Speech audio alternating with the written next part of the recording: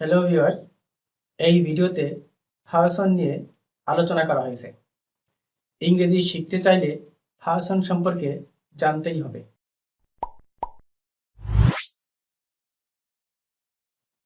Version সেন্টেন্সে যে noun বা প্রোনাউনগুলোকে আশ্রয় করে ভার্ব এর কাজ সম্পূর্ণ করা হয় তাকে ভার্সন বলে। সহজে বলতে চাইলে কোনো নাউন বা প্রোনাউনকে ভার্সন বলে, অর্থাৎ যে একটা নাউন সে একটা ভার্সন, আবার যে একটা প্রোনাউন সেও একটা ভার্সন।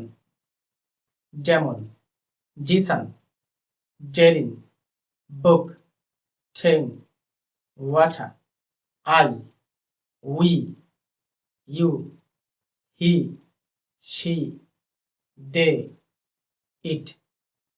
ভার্সন তিন প্রকার: ফার্স্ট ভার্সন, সেকেন্ড ভার্সন এবং থার্ড ভার্সন। ফার্স্ট ভার্সন সেন্টেন্সে আমি বা আমরা সম্পর্কিত প্রোনাউনগুলোকে ফার্স্ট পারসন বলে। যেমন I, me, my, mine, we, us, our, hours.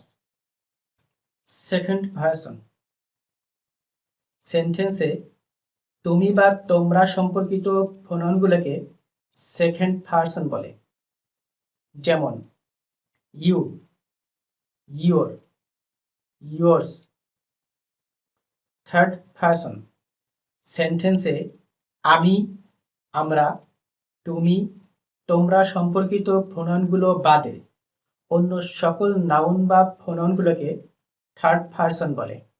যেমন he, him, his, she, her, they, them, their, theirs, it, it's.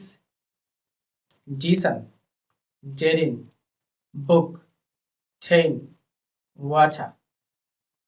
জেনে রাখা ভালো, ফার্স্ট পারসন এবং সেকেন্ড পারসন শুধুমাত্র প্রোনাউন হয়, আর থার্ড পারসন নাউন বা প্রোনাউন এর যে কোনো একটি হতে পারে।